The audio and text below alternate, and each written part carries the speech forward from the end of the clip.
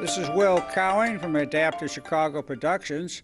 Today we have one of our chief interviewers to be interviewed.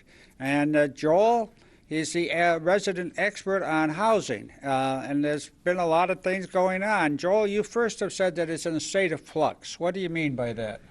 Housing for the disabled is in a state of flux in the following way. Ever since the federal government created the Section 811 program after 2000 to house the disabled in buildings only for the disabled, each year there was a congressional appropriation that was to fund new construction and provide for the support of existing buildings. However, the size of the appropriation, when measured against the cost of maintenance and new construction, shifted to the point where now, in the last year or two, the appropriation has been needed to cover the subsidy for existing buildings plus major capital improvements on that buildings. So at the present time, we have no new construction under the Section 811 program. It's a problem, but that's where we are at the moment. All right, so if you are a person who uses Section 8 and you are disabled, are you going to be able to find housing, or is it just problematical? Well, let's make a clear distinction. A moment ago, I was talking about the Section 811 program, which builds buildings specifically for the disabled. Section 8 is a low-income program for a wide variety of individuals characterized not by physical condition, but simply by income level. With regard to Section 8, the problem is much older and deeper.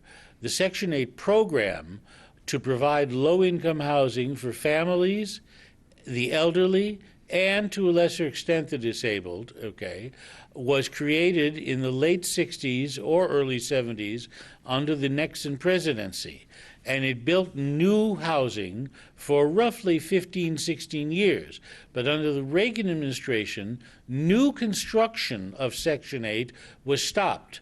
Now, the federal government has continued to supply the annual subsidy, so those Section 8 buildings that were built are in existence, continue to function as housing for low-income people, but we haven't had any new Section 8 construction in about 30 years.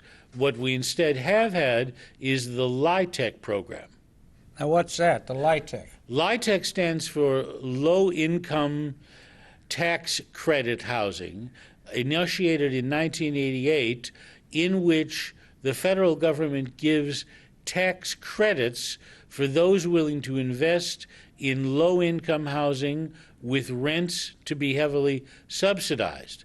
However, the way things have worked out, LIHTC, which is not really solely under the governance of HUD, but which actually falls under the umbrella and governance of IRS as much or more than it does of HUD, LIHTC does not have the guarantee that Section 8 has that a tenant will pay no more than 1/3 of their adjusted income in rent.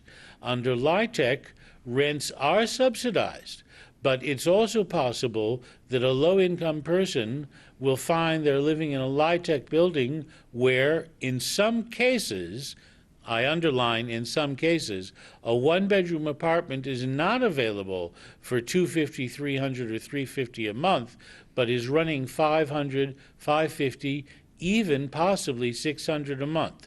Now, yes, there are LIHTC buildings where the rents are much lower than that, but the bottom line is still the same. Going into a LIHTC building, you are not guaranteed that your rent will be no more than 1/3 of your adjusted income. It's a big difference. Well, let's go into the history a little bit.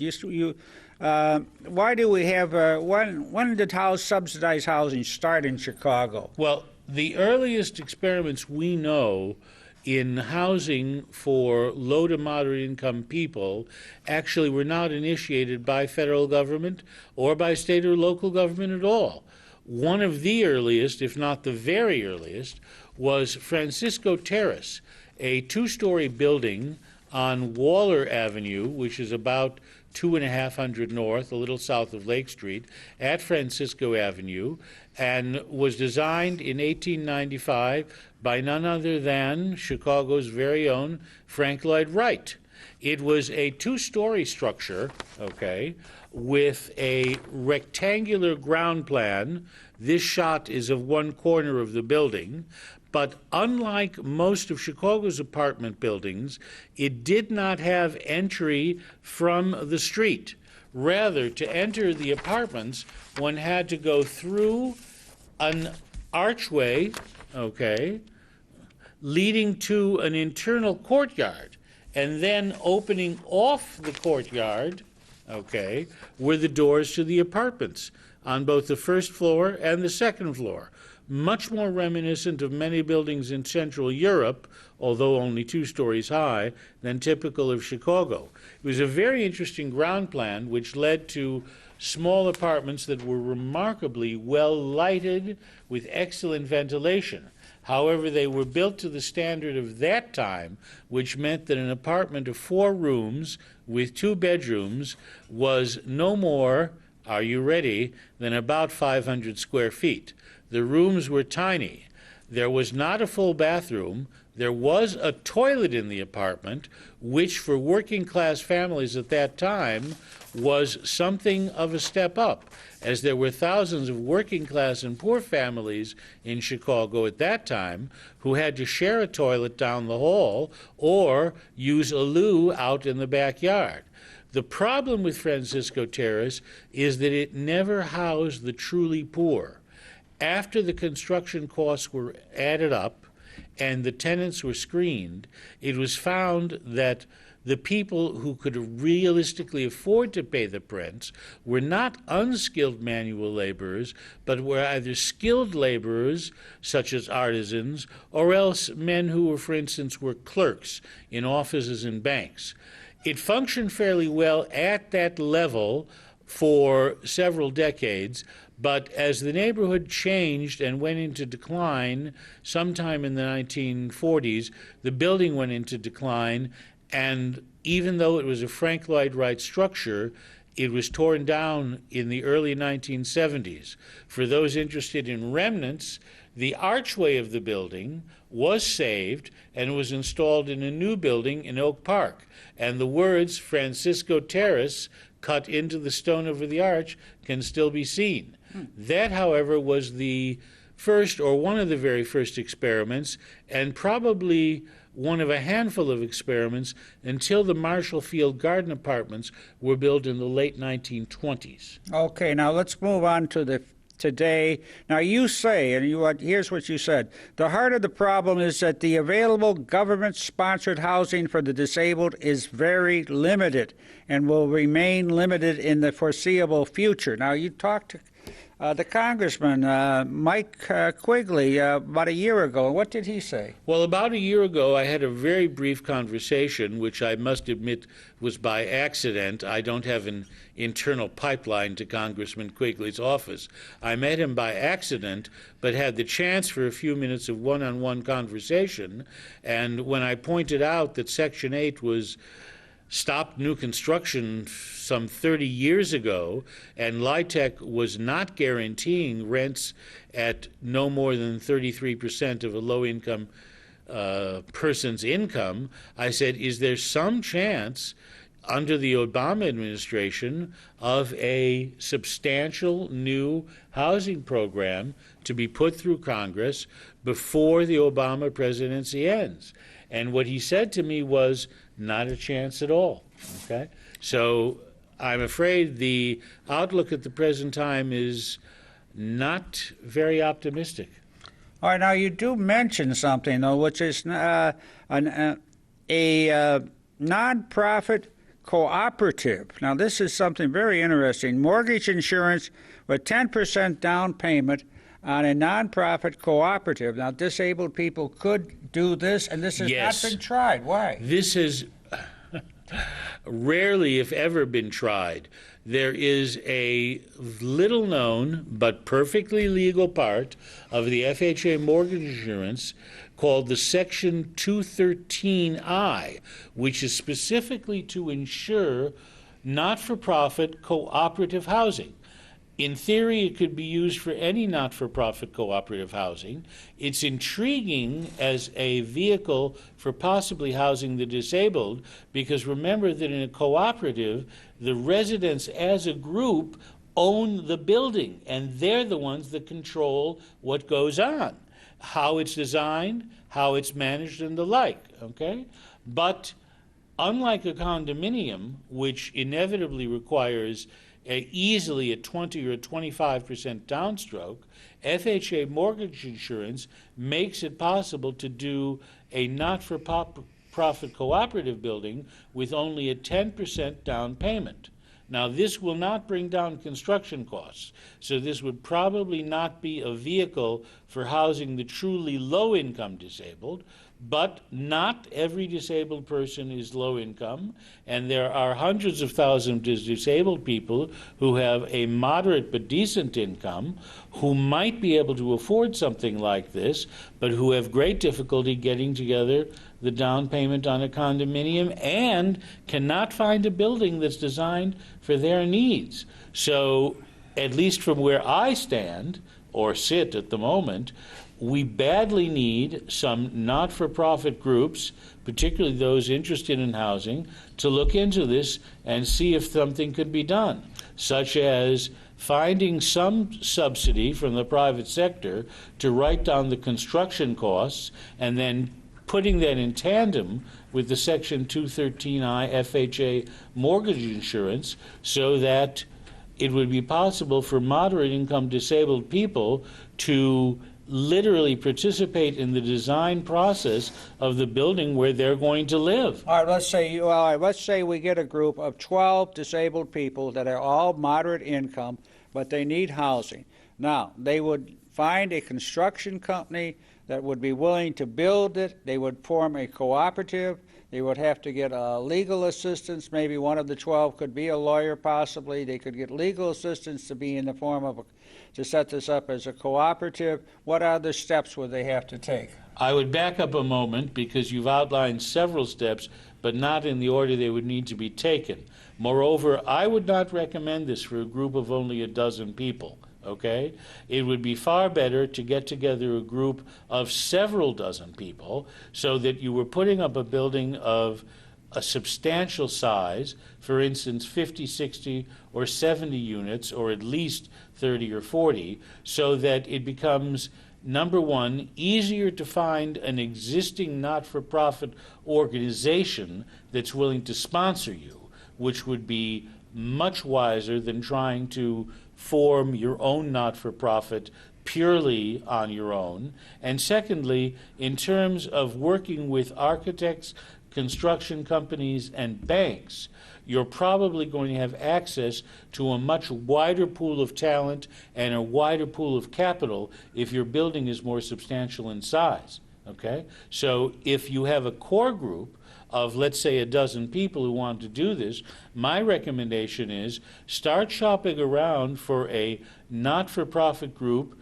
preferably one that's been involved in housing, okay, of which there are a number around Chicago. I don't want to endorse any one particular group, but their names can be found, and go to them informally and say, are you interested in working with us on this? Find a not-for-profit group, okay, be it Acord Housing or Bickerdike Housing or the DARE group or Builders of Skills or whoever. I'm not endorsing any one particular group. And then work with them to, number one, build a larger, further future tenantry, okay, and then when you have a certain critical mass of people together, then start to go into the process of finding an architect, okay, and in particular, a mortgage banker and a consultant. Could you actually buy a building that already exists and then have it modified to fit the needs of disabled people? Absolutely. And then it would be a cooperative? You could buy a building and retrofit it. The problem there would likely be that because you're going to use FHA mortgage insurance, you not only need to meet the codes for Cook County and probably the city of Chicago if you're building in the city, but you would need to meet the FHA mortgage insurance building standards, which are usually fairly strong, okay? So it might be easier to go the route of new construction. Don't think that an existing building will necessarily be cheaper. There have been cases where trying to retrofit an existing building for a specialized tenant group, the disabled or the elderly as example, actually turned out to be more expensive than new construction. It can happen in some cases. All right, well, let's finish up now, and I want to just take examples of people that are disabled. Now, if you're a moderate income disabled person, what are your chances of finding subsidized housing right now? If you're a moderate income disabled person, your chances are not great, but you do stand somewhat of a chance if you can identify a building under the LIHTC program if you're in the position of not needing a guarantee that rent will be no more than 1/3 of your income. Okay. Regardless, however, of whether you're moderate income or low income, I would say if you're searching for housing as a disabled person, start by going to one source on the web. And please make a note of this web address. Go to www.lifecenter.ric.org. Okay, can you say that again now? www.lifecenter, spelled as one word, .ric.org.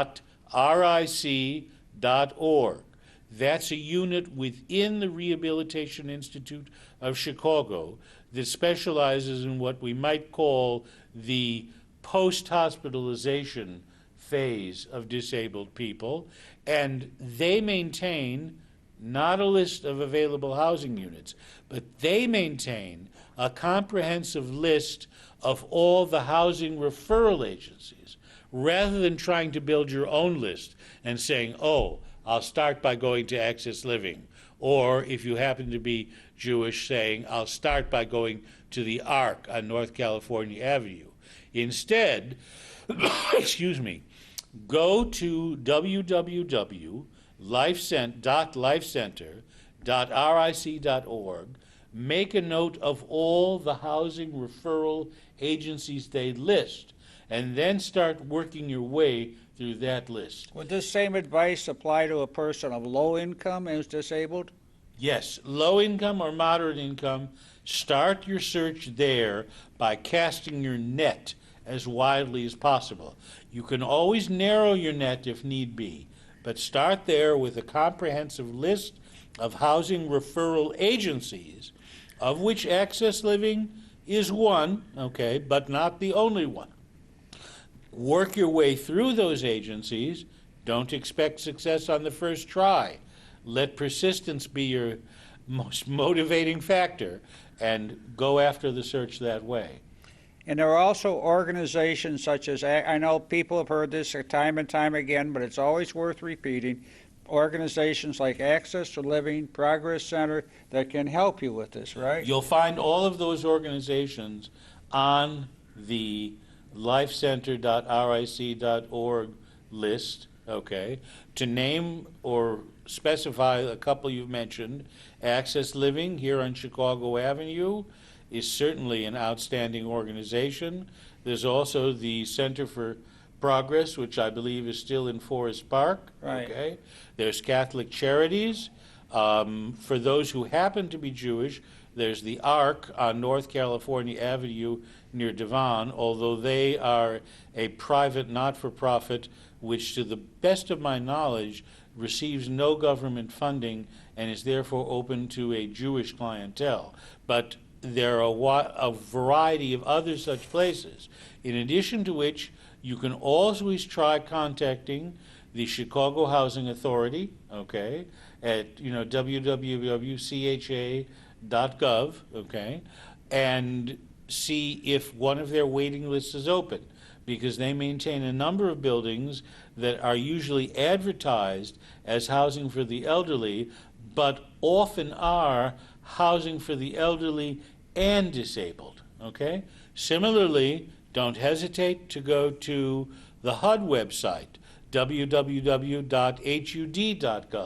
and there work your way through a series of menus, okay, looking for existing buildings in the Section 811 program, and if you're truly persistent and willing to take a long shot, there are a number of buildings in the program known as Section 202, which is housing for the elderly, that also accept the disabled. My caveat there is the 202 was built primarily to house the elderly, but some 202 buildings, not all, have a clause in their enabling documents saying they will accept the elderly and the disabled. It's just that they market primarily to the elderly. Okay? All right. Now, we're just about to finish up, but there's one very important point that you brought up, that subsidized housing got off to a very good start, not a bad start, but a good start. And then later on, it got a bad reputation, but it was not the fault of subsidized housing. Far from it. Far from can it. you elaborate on that? All right. In addition to these early starts in subsidized housing coming from the private sector, the Francisco Terrace, then the Marshall Field Garden Apartments, the Rosenwald Apartments in Bronzeville that are now going to be rehabilitated, the federal government became involved in low-income housing under Franklin D. Roosevelt in the late 1930s. When the first low-income housing was built under federal government sponsorship, it was not a series of tall, sterile-looking high-rise buildings. The initial developments, such as the Jane Addams houses on the near west side of Chicago, the Ida B. Well homes in what is now Brownsville, okay, the Abbott and Lowell buildings on the near southwest side. Most of those were low-rise, walk-up buildings, often of no more than 2 or 3 stories, in addition to which they were not concentrations of single-parent households. The majority of the households in those buildings in the late 1930s were 2-parent households, and initially government subsidized housing did work quite well, okay? It ran into problems later on in the late 1940s and early 1950s for a variety of reasons that we do not have time to go into here. But initially, it worked quite well. All right, so this is very interesting, and I hope that people who are watching have taken notes, and because I think the information we've gotten here is going to be very valuable and helpful, and I hope that things improve in the housing situation very soon. So thank you very much. My pleasure, and if you want them to improve, I suggest you write your state representative, write your state senator, write your congressman, get active in an organization, because nothing will happen unless the disabled continue to lobby and lobby very hard. And thank you for having me. You're welcome. Thank you. And Will Cowan for Adaptive Chicago Productions, and I hope you have enjoyed this. Hello, my name is Oliver Guzman, and I want to talk to something about a friend of mine that happened the other day. He was suffering from mental illness, and he ended up jumping off a bridge into a canal. And one of the causes of that was because his medications were cut due to Governor Rauner's budget cuts. He couldn't get any medication. In other words, he had to either get incarcerated, and he was mentally ill, which was proven. The police tried to send him a life net when he jumped in the canal, and all he did was look at them, waved at them, goodbye, and sunk into the canal. He died. It's in the Blue Island News. If anybody knows, his name was Dan. He was a great friend of mine. They had cut his ability to receive his medication. There are many people that are mentally ill that are not going to be receiving any medication because of Rauner's budget cuts, which in turn what's going to happen is that they're going to end up committing crimes to get incarcerated, to get the medication they need, which in turn is going to cost the state more money to have them incarcerated and to have their illness being taken care of. Where it's a whole lot better to give them their medicine and let them go about their business. A lot of these people are capable of handling themselves, but when you cut their medication, then you wonder, why are they committing these crimes? It's because they have no medication. And you can incarcerate them, which is going to cost the state, the taxpayer, you, even maybe not the upper 1%, but their hardworking middle-class people are going to be paying to have these people incarcerated. So that's one of the follies of Rauner's budget cuts, is to deny those mentally ill the medication they need. Thank you very much. I'd like to make some comments about the coming election in 2016. You may think that's too far away to talk about, but it isn't. It's the state elections, it's federal elections, city elections we have to concern ourselves with. Are you a person with a disability? Have you been a person with a disability? Do you have a relative or a friend with a disability? It concerns. It concerns you, it concerns them. In my own case, I'm a senior now. I'm in remission for cancer. I've had disabilities from time to time. Right now, I'd have trouble walking a block, but people see me, they think I'm not disabled. But I have a lot of people are like that. They have the same interests. Now, in the state of Illinois, supposedly is going broke, but we could increase taxes without incurring anybody, really. And these taxes could pay off all the debts and bills we have. Now, they want to have all these budget cuts that are going to take people with disabilities who have attendants who come into their houses, help them in the toilet, help them get dressed, and send them off. Many of them are sent off to go to work where they pay taxes. These attendant services are going to be cut down or eliminated. So what are these people going to do? They are going to go to nursing homes. And what does a nursing home cost? A lot more than attendant services. So who's pushing this? Who's the secret force behind such idiocy? It's the nursing home lobby. Don't kid yourself. We have to use your head. So if you are disabled, you have a relative that's disabled, put a lot of thought into the coming election and who you're going to vote for. Believe me, it's much more important than you think, and you need to look at the candidates and what they're saying. Thank you very much.